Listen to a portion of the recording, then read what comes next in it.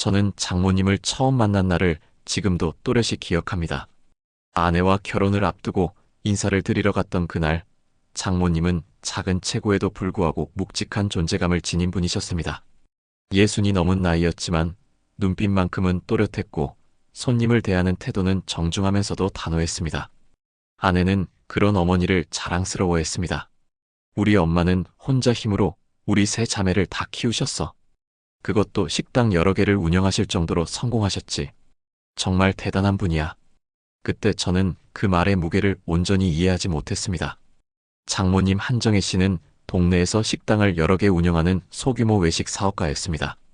처음엔 작은 밥집 하나로 시작했지만 20년이라는 시간 동안 성실함과 정성으로 사업을 키워 나가셨습니다.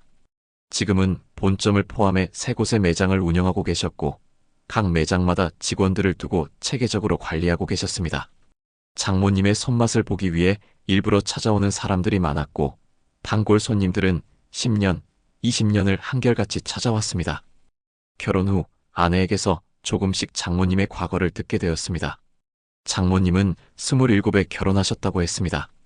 당시 장인어른은 멀쩡한 직장도 있고 집안도 괜찮은 편이어서 주변에서 모두 좋은 혼처라고 축하해줬다고 합니다.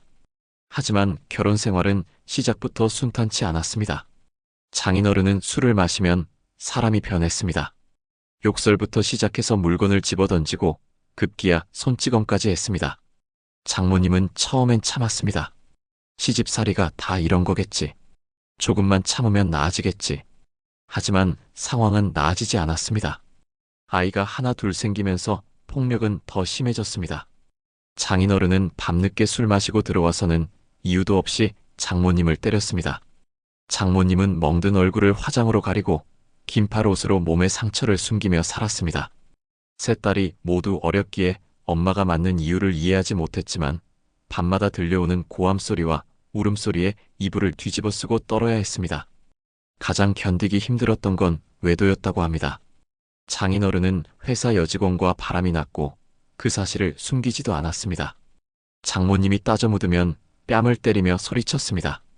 내가 벌어온 돈으로 내가 먹고 사는 주제에 뭘 따져? 장모님은 그때마다 입을 다물 수밖에 없었습니다. 경제적으로 독립되어 있지 않았고 세 딸을 키우려면 일단 이 집에 남아 있어야 했습니다. 하지만 막내딸이 7살이 되던 해 여름 더 이상 참을 수 없는 일이 벌어졌습니다. 술 취한 장인어른이 큰딸의 머리채를 잡고 흔든 것입니다. 내 엄마를 닮아서 꼴도 보기 싫어. 그날 장모님은 결심했습니다. 이대로는 우리 애들이 망가져. 나는 참아도 애들까지 이렇게 살 순 없어. 다음 날 새벽 장인어른이 출근하고 나자 장모님은 세 딸의 손을 잡고 집을 나왔습니다. 들고 나온 건 딸들의 옷가지 몇 벌과 통장 하나뿐이었습니다. 통장에는 몰래 모아둔 돈 200만 원이 전부였습니다. 장모님은 아이들을 데리고 흔적도 없이 사라졌습니다. 어디로 갔는지 아무도 모르게 완전히 몸을 숨겼습니다. 그날부터 장모님의 진짜 전쟁이 시작되었습니다. 우선 새방부터 구해야 했습니다. 보증금 50만 원에 월세 20만 원짜리 단칸방을 얻었습니다. 방 하나에 4식구가 누우면 발 뻗을 곳도 없었지만 그래도 매일 밤 두려움에 떨지 않아도 되는 곳이었습니다. 장모님은 다음 날부터 일자리를 찾아다녔습니다. 하지만 35의 나이에 학력도 경력도 없는 여자를 받아주는 곳은 많지 않았습니다. 겨우 동네 식당에서 설거지 자리를 얻었습니다. 아침 6시부터 밤 9시까지 일하고 받는 월급은 60만 원이었습니다. 월세를 내고 나면 한 달 생활비는 40만 원이 남았습니다. 내 식구가 한 달을 40만 원으로 살아야 했습니다. 하루 식비로 쓸 수 있는 돈은 13,000원 남짓이었습니다. 장모님은 아침은 거르고 딸들에게만 밥을 먹였습니다. 점심은 식당에서 먹다 남은 반찬으로 때웠고 저녁은 집에서 최대한 저렴한 재료로 만들어 먹였습니다. 아이들은 학교에서 돌아오면 좁은 방에서 숙제를 하고 엄마가 퇴근하기를 기다렸습니다. 장모님은 일을 마치고 집에 돌아오면 지친 몸을 이끌고 저녁을 차렸습니다. 딸들은 그런 엄마를 보며 엄마 힘들면 우리는 안 먹어도 돼 라고 말했지만 장모님은 절대 그럴 수 없었습니다. 엄마는 괜찮아. 너희들은 자라야 하니까 잘 먹어야 해. 3년쯤 지났을 때 박진수가 장모님을 찾아냈습니다. 어떻게든 수소문에서 알아낸 것입니다. 그는 장모님이 일하는 식당 앞에 나타났습니다. 정희야, 나야.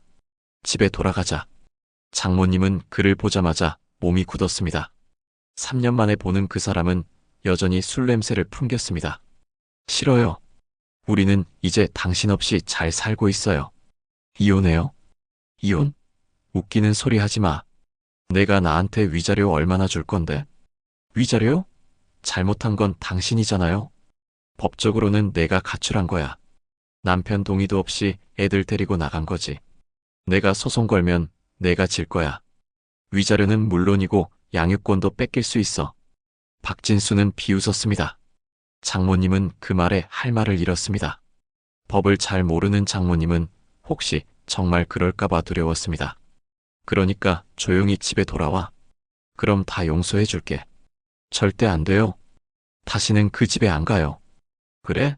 그럼 이혼도 없어. 난 절대 동의 안 해. 위자료 한 푼도 안 줄 거니까. 박진수는 그렇게 말하고 돌아갔습니다. 장모님은 그날 밤 잠을 이루지 못했습니다.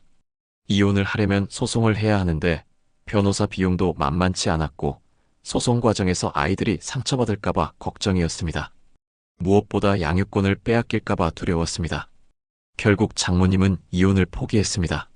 서류상으로는 부부로 남아있지만 실제로는 남남처럼 사는 것으로 만족하기로 했습니다. 그렇게 1년이 지나고 2년이 지났습니다. 장모님은 설거지 일을 하면서도 주방을 유심히 관찰했습니다.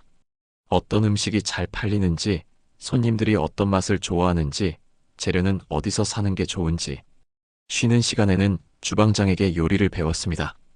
이모, 이 양념장은 어떻게 만드세요? 국물 맛은 어떻게 이렇게 깊게 내세요? 주방장은 성실한 장모님을 예뻐했고 하나씩 가르쳐줬습니다. 장모님은 집에 돌아가서도 노트에 배운 내용을 적어뒀습니다. 그 노트는 나중에 장모님 식당의 레시피가 되었습니다. 3년째 되던 해 식당 주방에서 조리 보조로 일하게 되었습니다. 월급도 80만 원으로 올랐습니다. 장모님은 그 돈을 한 푼도 허투루 쓰지 않았습니다. 딸들 옷은 중고장터에서 샀고 본인 옷은 몇 년째 같은 걸 입었습니다. 외식은 꿈도 꾸지 못했고 생일이나 명절도 그냥 지나갔습니다. 그렇게 모은 돈을 조금씩 저축했습니다.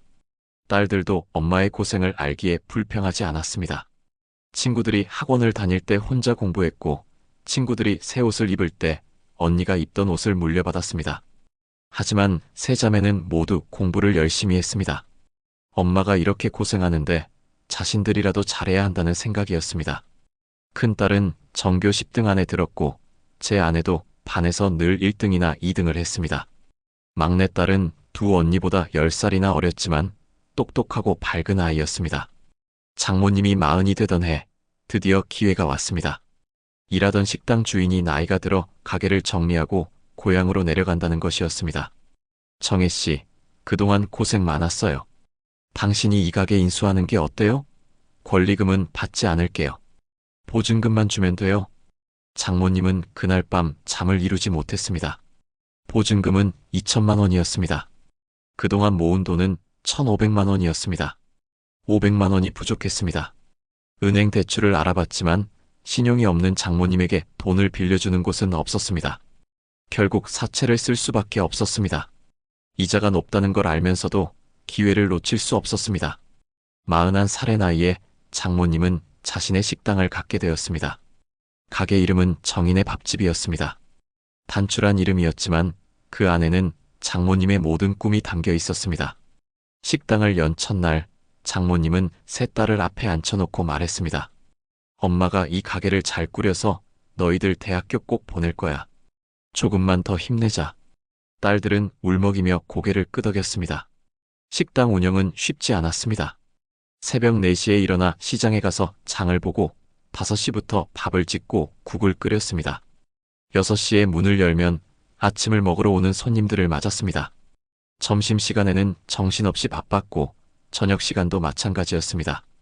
밤 10시에 문을 닫고 설거지와 청소를 마치면 자정이 넘었습니다. 그리고 다시 4시에 일어나야 했습니다. 하루 수면 시간은 서너 시간이 전부였습니다. 처음에는 손님이 많지 않았습니다. 단골들이 조금씩 오는 정도였습니다. 하지만 장모님은 포기하지 않았습니다. 음식 맛에 정성을 들였고 손님들을 친절하게 대했습니다. 조금 부족하게 주문해도 더 담아줬고 할머니, 할아버지들에게는 반찬을 더 챙겨드렸습니다. 그런 정성이 입소문을 탔습니다. 한 달, 두 달 지나면서 손님이 늘어나기 시작했습니다. 1년쯤 지나자 식당은 제법 자리를 잡았습니다. 점심시간에는 자리가 없어서 기다려야 할 정도였습니다. 장모님은 사채 이자를 갚으면서도 조금씩 원금을 갚아 나갔습니다. 2년째 되던 해에는 사채를 모두 갚았습니다. 그리고 처음으로 딸들에게 용돈을 줄 수 있었습니다. 많지 않지만 필요한 거 있으면 사 먹어. 딸들은 그 돈이 얼마나 귀한지 알았기에 함부로 쓰지 않았습니다. 큰딸이 고등학교 3학년이 되던 해 대학 진학 문제로 고민이 많았습니다. 성적은 좋았지만 등록금이 문제였습니다. 장모님은 걱정하지 마. 엄마가 다 준비해놨어. 라고 말했습니다. 실제로 식당이 잘 되면서 장모님은 딸들의 교육비를 충분히 마련할 수 있었습니다. 큰딸이 대학에 입학하던 날 장모님은 입학식에 참석했습니다. 예전에 낡은 옷 대신 단정한 옷을 입고 간 장모님은 당당했습니다. 우리 딸 정말 자랑스럽다. 큰딸은 엄마를 꼭 안으며 울었습니다. 식당 사업은 계속 번창했습니다. 3년 후 장모님은 두 번째 매장을 오픈했습니다. 첫 매장에서 10분 거리에 있는 상가였습니다. 규모도 조금 더 컸고 메뉴도 다양했습니다. 장모님은 첫 매장에는 믿을 만한 직원을 매니저로 두고 본인은 새 매장을 직접 관리했습니다. 제 아내도 대학에 입학했습니다. 큰형님과 마찬가지로 열심히 공부했고 은행 취업을 목표로 했습니다. 막내딸은 그때 중학생이었는데 언니들보다 10살 차이가 나는 늦둥이였지만 밝고 씩씩하게 자랐습니다. 장모님은 54세가 되던 해 세 번째 매장을 열었습니다. 이번에는 조금 더 고급스러운 한식당이었습니다. 위치도 번화가였고 인테리어도 신경 썼습니다. 장모님은 20년 동안 쌓아온 노하우와 레시피를 총동원했습니다. 세 번째 매장도 성공적이었습니다. 큰딸은 대학을 졸업하고 회계사 시험에 합격했습니다. 몇 년간 공부한 끝에 얻은 결과였습니다. 장모님은 큰딸의 합격 소식을 듣고 기쁨의 눈물을 흘렸습니다. 우리 딸 정말 자랑스럽다. 엄마가 고생한 보람이 있구나. 제 아내도 대학을 졸업하고 은행에 취직했습니다. 그리고 그곳에서 저를 만났습니다. 저는 같은 은행에서 일하는 행원이었습니다. 우연히 같은 부서에 배치되면서 자연스럽게 가까워졌습니다. 아내의 밝고 긍정적인 성격에 끌렸습니다. 무엇보다 가족을 소중히 여기는 모습이 좋았습니다. 아내는 첫 월급을 받았을 때 가장 먼저 엄마에게 용돈을 드렸다고 했습니다. 그런 아내의 효심이 존경스러웠습니다. 결혼을 결심하고 장모님을 뵈러 갔을 때 장모님은 저를 따뜻하게 맞아주셨습니다. 우리 딸 잘 부탁합니다. 어머님, 제가 행복하게 해드리겠습니다. 장모님은 흐뭇한 표정으로 고개를 끄덕이셨습니다. 그때 저는 장모님의 손을 봤습니다. 여전히 거칠고 굳은 살이 박힌 손이었습니다. 20여 년간 칼과 불과 물을 다루며 살아온 흔적이었습니다. 성공했어도 장모님은 여전히 현장에서 일하는 것을 멈추지 않으셨습니다. 우리는 결혼했습니다. 큰형님도 이미 결혼한 상태였습니다. 큰형부는 검사였습니다. 처음 만났을 때부터 법에 대한 열정이 대단한 분이었습니다. 정의로운 일에 앞장서는 모습이 인상적이었습니다.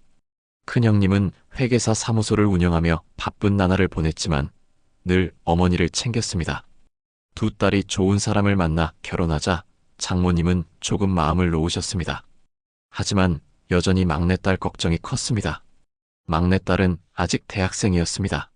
서울에 있는 대학에 입학해서 기숙사 생활을 하고 있었습니다. 디자인을 전공하는 재능이 있는 아이였습니다. 막내만 잘 졸업하고 취직하면 엄마는 이제 진짜 짐을 내려놓을 수 있을 텐데. 장모님은 가끔 그런 말씀을 하셨습니다. 하지만 마음 한편으로는 아직도 신경 쓰이는 일이 있었습니다. 바로 이혼 문제였습니다. 서류상으로는 아직 박진수와 부부 관계였기 때문입니다. 어느 날 저녁 가족들이 모인 자리에서 장모님이 조심스럽게 말씀하셨습니다. 사실은 엄마가 아직 이혼을 못했어.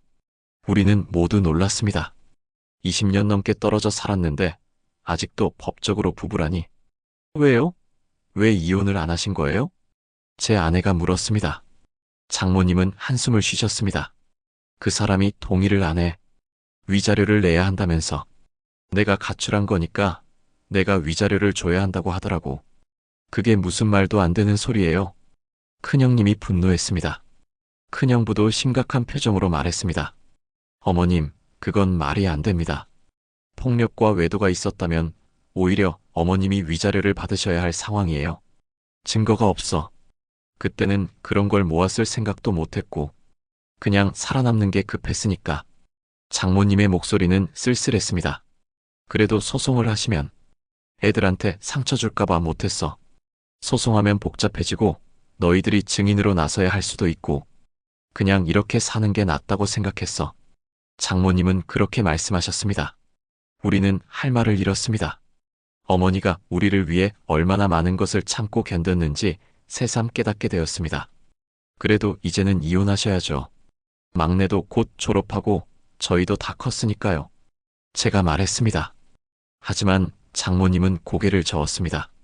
막내가 완전히 독립할 때까지는 기다릴 거야. 결혼까지 하면 더 좋고 그때 가서 이혼해도 늦지 않아. 지금까지 20년 넘게 참았는데 몇 년 더 참지 뭐. 장모님의 결심은 단호했습니다. 우리는 더 이상 권하지 못했습니다. 사실 장모님의 마음을 이해할 수 있었습니다. 막내딸에게는 온전한 가정, 아니 최소한 서류상의 문제가 없는 상태를 만들어주고 싶으신 것이었습니다. 그리고 작년 장모님은 드디어 큰 결정을 내리셨습니다. 새 매장 중 2매장을 직원들에게 넘기고 본점 하나만 운영하시기로 한 것입니다. 67세의 나이에 은퇴는 아니지만 일의 부담을 줄이시기로 결심하신 것이었습니다. 그리고 20년 넘게 벌어 모은 돈으로 서울 외곽에 새 아파트를 계약하셨습니다. 35평짜리 쾌적한 아파트였습니다. 이제야 진짜 내 집이 생겼네. 무일푼으로 시작해서 여기까지 왔구나. 장모님은 중얼거리셨습니다. 20년의 고난과 노력, 그리고 세 딸을 키워낸 성취가 모두 담긴 집이었습니다. 이사하는 날, 우리 부부와 큰형님 내외가 모두 모였습니다. 막내 처제는 기숙사에서 생활하고 있어서 주말에 들를 예정이었습니다. 저희는 이삿짐 정리를 도왔습니다.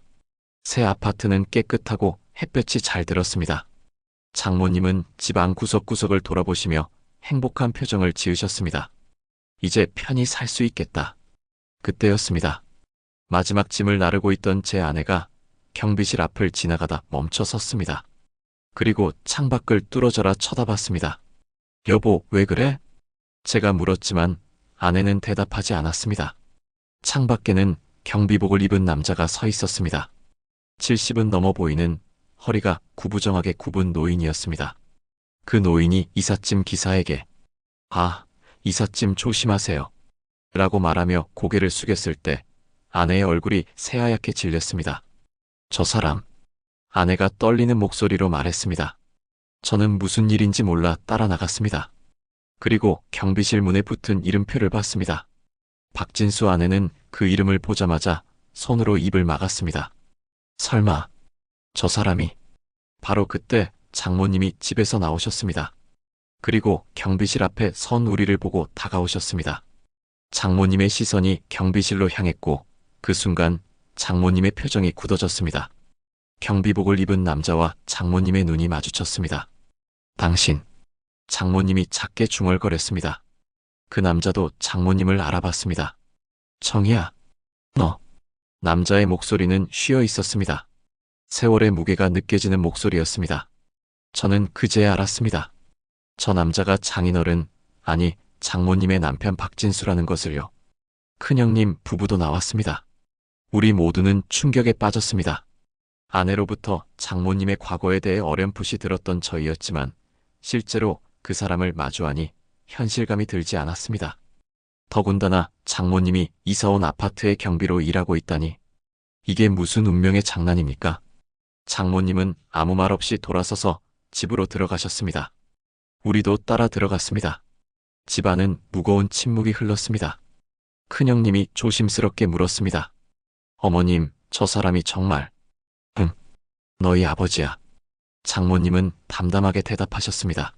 하지만 떨리는 손으로 물을 마시는 모습에서 내심 동요하고 계신다는 걸 알 수 있었습니다. 왜 그런 사람이 여기 있어요? 대체 무슨 일이에요? 나도 몰랐어. 여기서 일하고 있을 줄은. 그날 저녁, 우리는 장모님과 오랫동안 이야기를 나눴습니다. 장모님은 그동안 말하지 않았던 과거를 조금씩 깨내놓으셨습니다. 장인어른이 얼마나 폭력적이었는지, 얼마나 힘든 시간을 보냈는지. 큰형님과 아내는 울었습니다. 자신들이 몰랐던 엄마의 고통이 너무 컸기 때문입니다.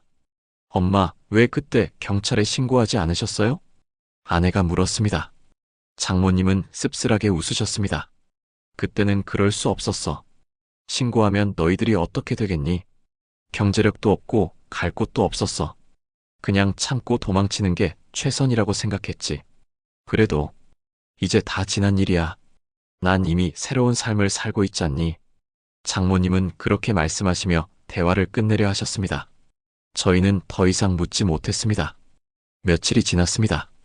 장모님은 아파트에서 박진수와 마주치는 일이 없도록 조심하셨습니다. 하지만 같은 아파트에 사는 이상 완전히 피할 수는 없었습니다. 엘리베이터에서 마주칠 때도 있었고 단지 내에서 스쳐 지나갈 때도 있었습니다. 박진수는 그때마다 장모님을 힐끗 쳐다봤지만 먼저 말을 걸지는 않았습니다.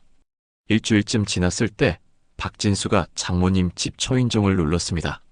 마침 장모님 혼자 계실 때였습니다. 문을 열자 박진수가 서 있었습니다.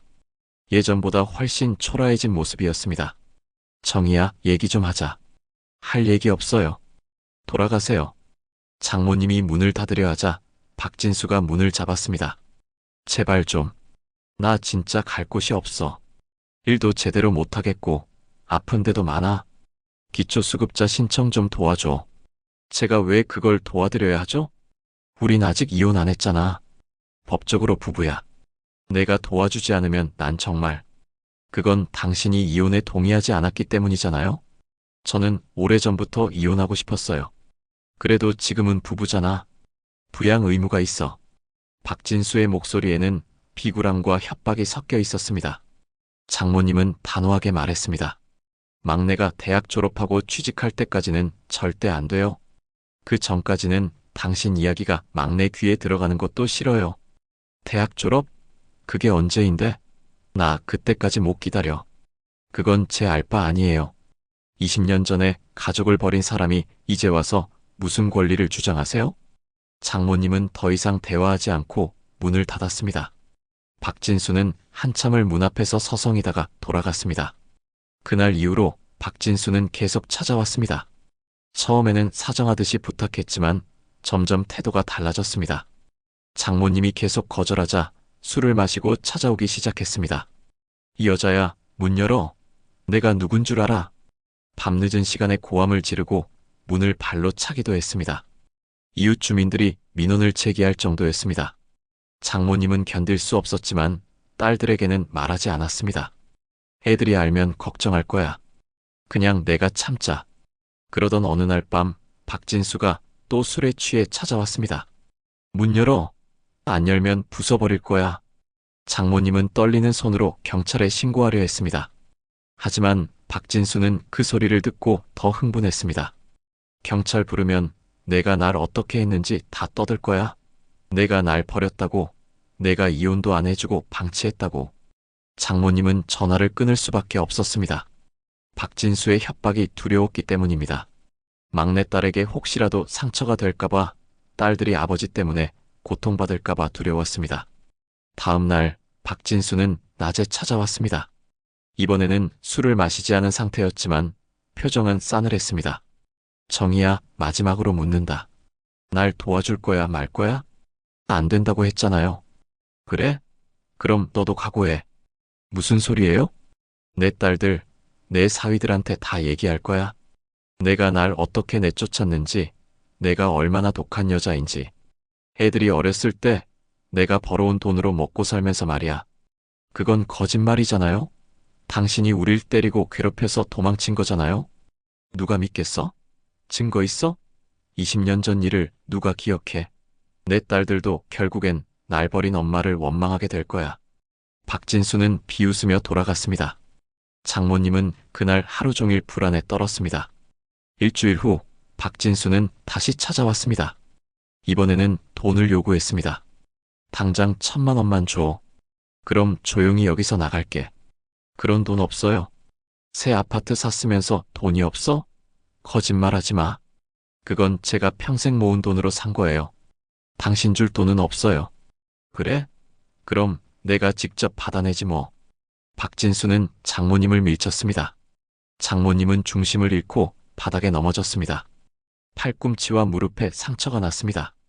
다음엔 더 아플 거야. 돈 준비해둬.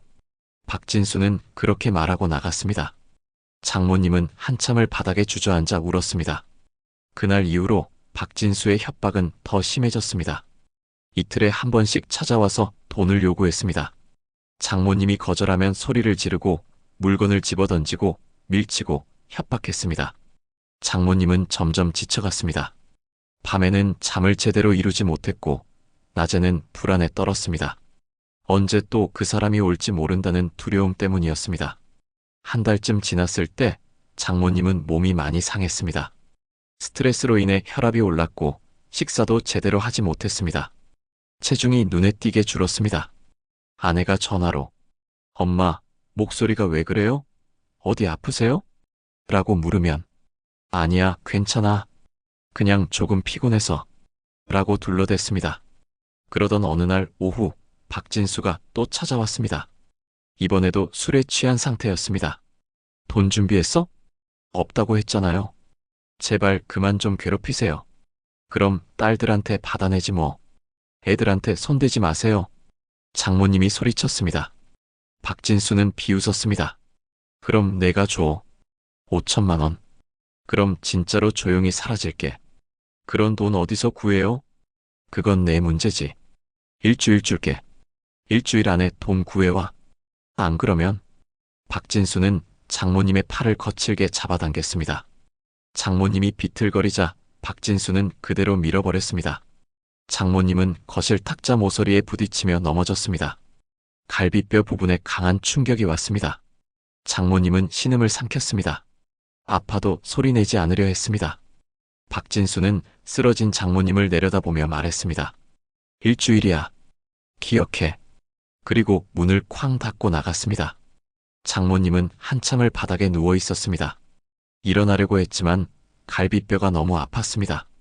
숨을 쉴 때마다 통증이 왔습니다. 결국 겨우 일어나 침대에 누웠습니다. 하지만 통증은 가라앉지 않았습니다.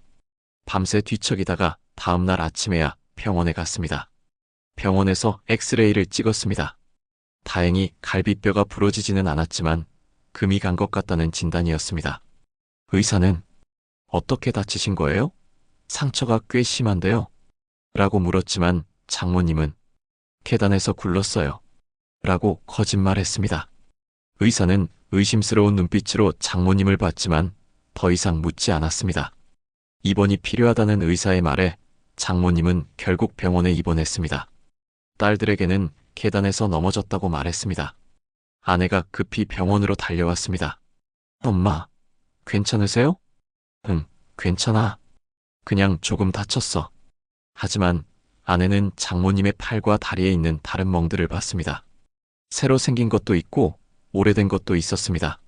엄마, 이건 뭐예요?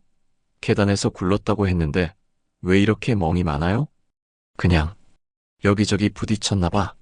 아내는 뭔가 이상하다고 느꼈지만 장모님이 말하지 않으시니 더 물을 수 없었습니다.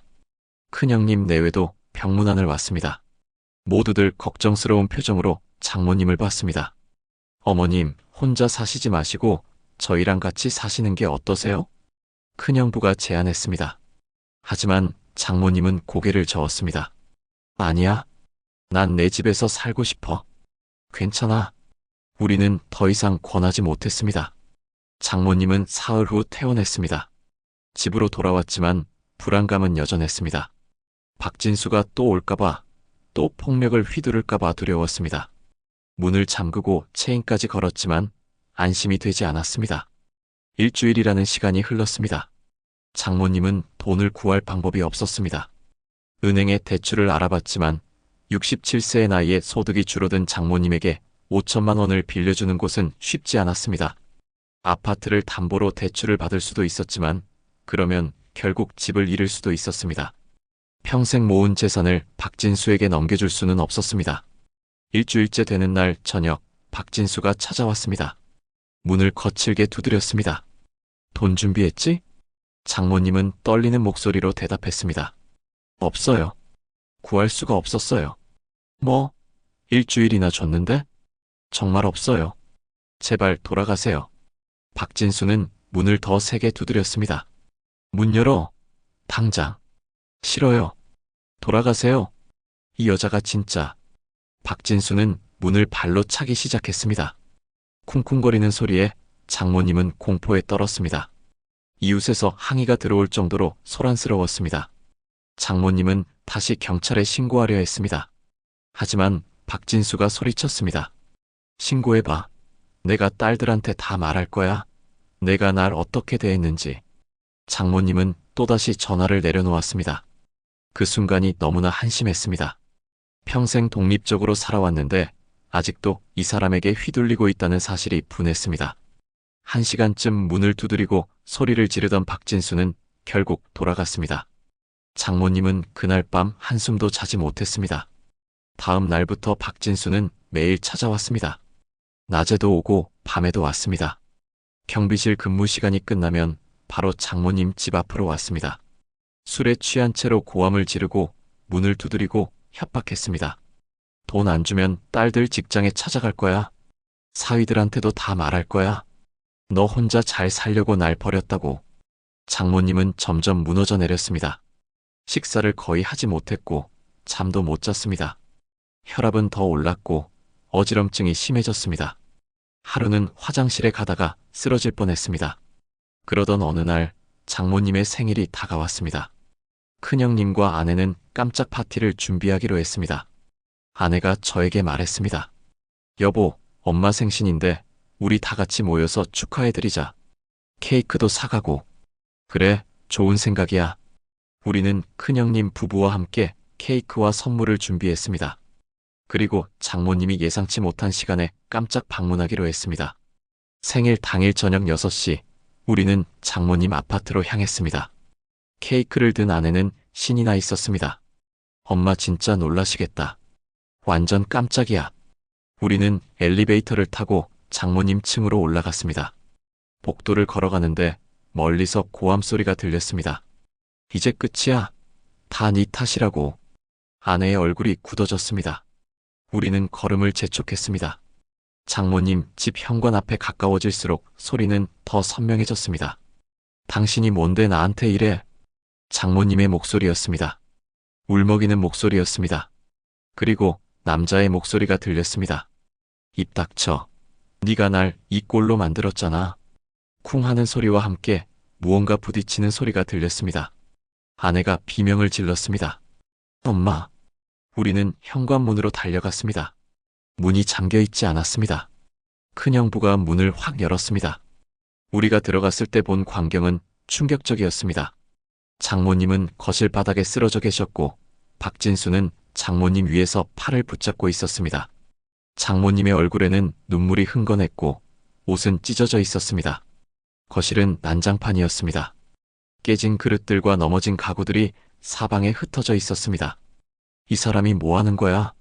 큰형부가 달려가 박진수를 잡아당겼습니다. 검사 생활을 하며 단련된 큰형부의 힘은 강했습니다. 박진수는 비틀거리며 뒤로 물러났습니다. 저도 즉시 달려가 장모님을 부축했습니다. 아내와 큰형님은 울면서 어머니를 안았습니다. 어머니, 괜찮으세요? 장모님은 딸들을 보자 더욱 크게 울기 시작했습니다. 미안해. 엄마가 미안해. 너희들한테 이런 모습 안 보이려고 했는데. 큰형부는 즉시 휴대폰을 꺼내 경찰서에 신고했습니다. 경찰입니까? 지금 가정폭력 사건이 일어났습니다. 주소는? 박진수는 큰형부를 보며 소리쳤습니다. 뭐야?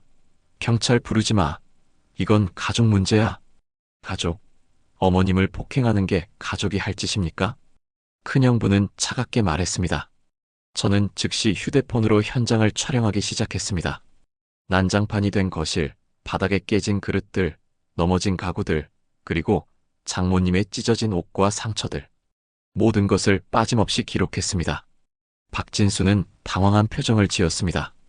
야, 사진 찍지 마. 하지만 큰형부가 박진수 앞을 가로막았습니다. 움직이지 마세요.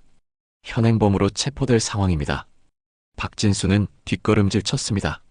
나는 그냥 아내랑 얘기하려고 했을 뿐이야. 저 여자가 날 무시해서 폭행을 했다는 겁니까? 그리고 어머님은 당신의 아내가 아닙니다. 20년 전에 가족을 버리고 나간 사람이 무슨 자격으로 아내라고 합니까? 큰형부의 목소리는 차갑고 단호했습니다. 검사로서의 위험이 느껴졌습니다. 경찰이 도착했습니다. 2명의 경찰관이 들어왔습니다. 큰형부는 신분증을 보여주며 말했습니다. 저는 서울중앙지검 형사부 김태준 검사입니다. 저분이 제 장모님을 폭행했습니다. 현행범 체포를 요청합니다. 경찰관들은 놀란 표정으로 큰형부를 봤습니다. 그리고 박진수를 봤습니다. 박진수는 술에 취해 비틀거리고 있었습니다. 저 사람은 제 아내입니다. 부부싸움인데 왜 경찰을 불러요? 박진수가 항변했습니다. 하지만 큰형부는 차갑게 말했습니다. 부부? 가족을 버린 사람이 무슨 부부입니까? 법적으로 혼인 관계가 유지되고 있다 해도 이는 명백한 폭행죄이자 협박죄, 그리고 주거침입죄에 해당합니다. 저도 나섰습니다. 경찰관 중 한 명이 장모님께 조심스럽게 물었습니다. 어머님, 이 일이 처음이 아니신가요? 장모님은 고개를 끄덕이셨습니다. 그리고 떨리는 목소리로 말했습니다. 1달 전부터 계속 왔어요. 돈을 요구하고 안 주면 때리고, 오늘은 5천만 원을 당장 내놓으라고. 왜 신고하지 않으셨습니까? 딸들이, 특히 막내딸이 아직 대학생인데 상처받을까봐. 그리고 협박도 했어요. 딸들한테 거짓말을 퍼뜨리겠다고. 큰형부가 경찰관에게 말했습니다. 지금 당장 현행범으로 체포해 주시기 바랍니다. 그리고 저는 내일 바로 추가 고소장을 접수하겠습니다. 지속적인 협박죄, 공갈미수죄, 상습 폭행죄로요. 경찰관들은 박진수에게 다가갔습니다. 박진수 씨, 폭행 및 주거침입 혐의로 현행범 체포합니다. 내가 뭘 잘못했다고. 박진수는 저항했지만 경찰관들이 그를 제압했습니다. 수갑이 채워졌습니다. 박진수는 끌려가면서도 소리를 질렀습니다. 정희야, 이러면 안 돼. 우리 이혼도 안 했잖아. 법적으로 부부라고. 큰형부가 냉정하게 말했습니다. 이혼 여부는 이 사건과 무관합니다. 설령 법적 배우자라 해도 폭행은 범죄입니다. 그리고 어머님이 이혼을 원하셨음에도 당신이 위자료를 빌미로 거부한 정황도 조사하겠습니다. 박진수는 더 이상 변명하지 못했습니다. 경찰관들이 그를 끌고 나갔습니다. 복도에서 이웃 주민들이 지켜보고 있었습니다.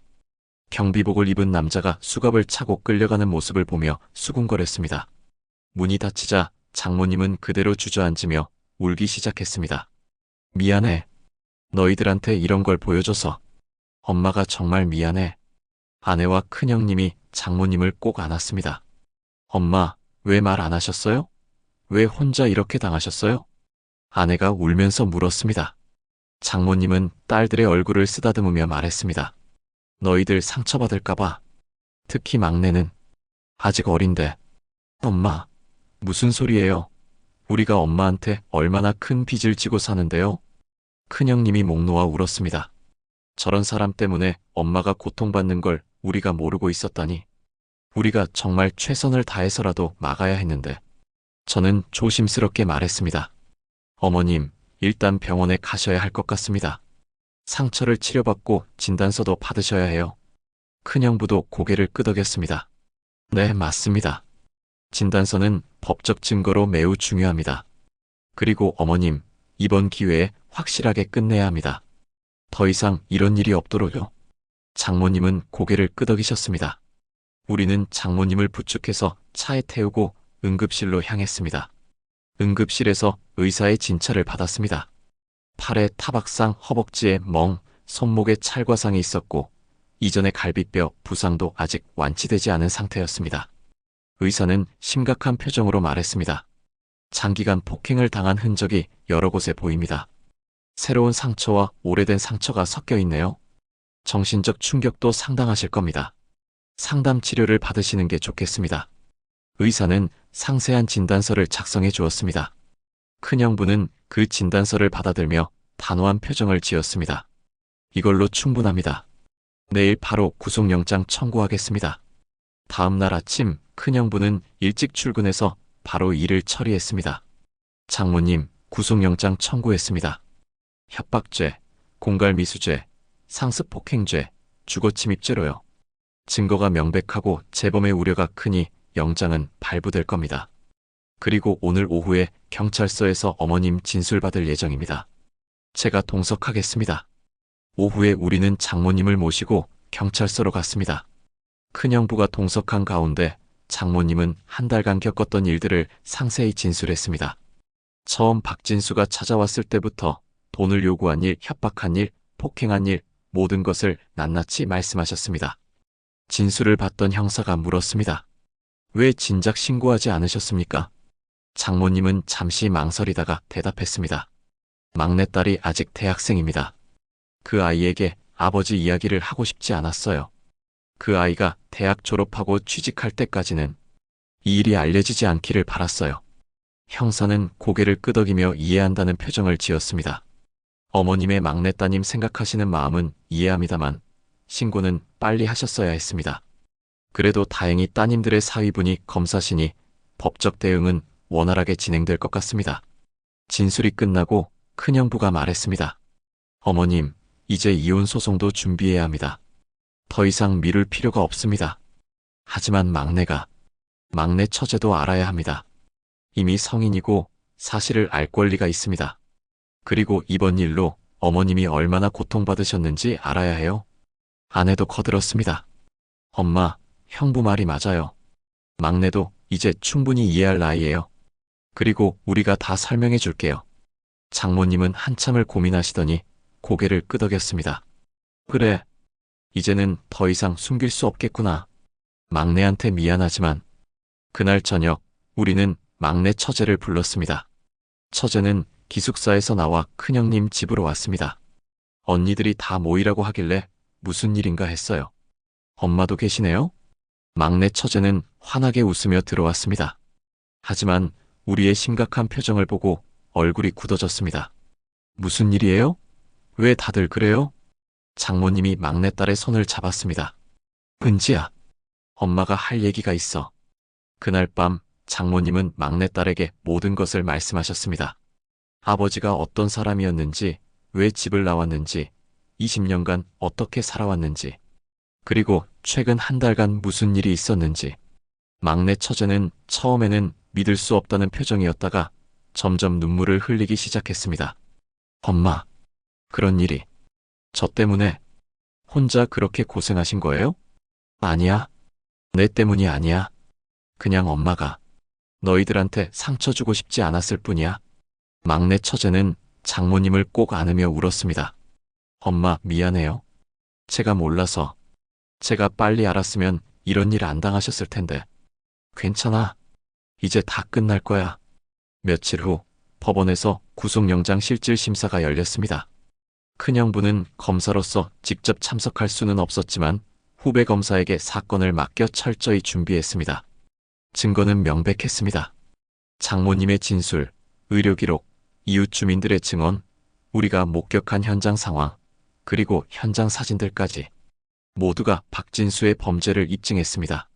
판사는 증거를 검토한 후 구속영장을 발부했습니다. 피의자는 피해자를 지속적으로 협박하고 폭행했으며 증거인멸과 재범의 우려가 명백합니다. 구속의 사유와 필요성이 인정됩니다. 박진수는 구치소로 이송되었습니다. 그 소식을 들은 장모님은 복잡한 표정을 지었습니다. 그래도 한때는 내가 사랑했던 사람인데 사람이 이렇게까지 망가질 수 있구나. 엄마, 동정하지 마세요. 그 사람은 엄마를 괴롭힐 자격이 없어요. 아내가 단호하게 말했습니다. 장모님은 고개를 끄덕이셨습니다. 알아. 동정하는 건 아니야.